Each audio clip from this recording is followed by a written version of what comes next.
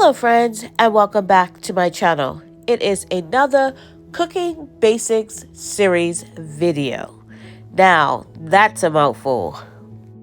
Okay, so for tonight's dinner, I have some potatoes here from the garden. So potatoes, cut them up any way you want. I have the smallest ones, all the small ones that I washed up really good. And I'm going to use them whole. I'm not even going to cut them up. And I have beef here, which we don't eat very often because of the price. I have some canned carrots here in onion mix. I have a squash from last year's garden, some au jus gravy mix, which I'm going to use, and I'm going to do it in my crockpot because it's early in the morning and nobody's up yet. I want to get this done before people start waking up in my household. So I have some tomatoes that we picked out of the garden yesterday, and I'm going to get it in. So I'm doing my 2 packs of stew meat. Yes, it is still frozen, and I'm going to put it in my crockpot. I put the seasoning packet over the top. I cut up some onions. I cut up those tomatoes, as you can see. They're around there. They're underneath. And I am also going to add a little bit of the liquid off of my carrots, just to make sure it doesn't stick. I'm going to set the top of this, set it on low for about 8 hours. And about halfway through, about 2 hours till it's ready, I'm going to add the veggies. Now I'm going to cut up that squash that you see from last year. As you can see, it's drier than my other one I cut up. As you can see that. It's not firm, it's still firm. It's nothing wrong with it. It's just that the seeds are drier. So I use my spoon, and that helps to get them out.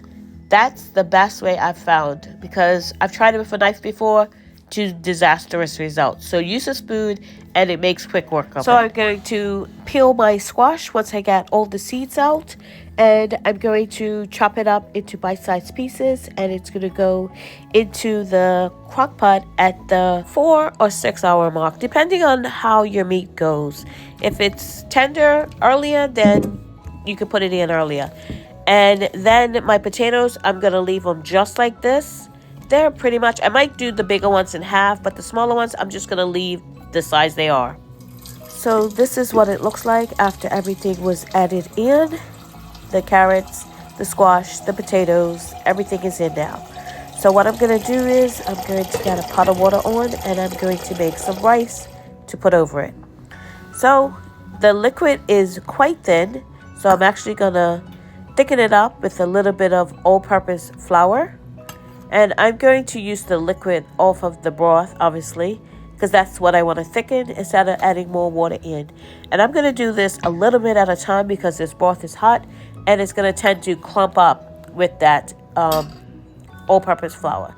So just take your time and mix a little bit in at a time. Usually, if it was cold, I would just dump the whole amount in there. But because it's hot liquid, it tends to clump up. And you don't want any clumps of the all-purpose thickener. You can use cornstarch if you have it.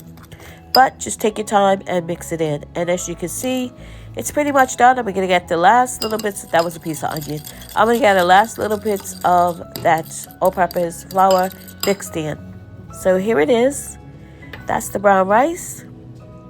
And I'm going to ladle over the stew. As you can see, it is quite thick. That's the way we like it. If you like it thinner, you can not thicken it as much. And yeah, this one-handed at filming, not the best. So there it is, beef stew over rice for our Cooking Basic series video. And this can be done in the crock pot like I did, or in a Dutch oven on the stovetop, whatever you have. You don't have to use a crock pot to do this. Just remember, low and slow. If you're doing a regular pot, you definitely want to do low and slow. In a crock pot, you could probably do high for half of the amount of time, but we did it on low, and if we would have done a roast, we probably would have gone 8 hours. But because it was stew meat, it was smaller pieces, it didn't have to go as long. But as long as your meat is tender, you're good. So yeah, this is the Cooking Basics. Thank you so much for watching. If you haven't subscribed, please subscribe and click that notification bell to be notified when I upload videos. God bless, and remember, stay safe and keep prepping.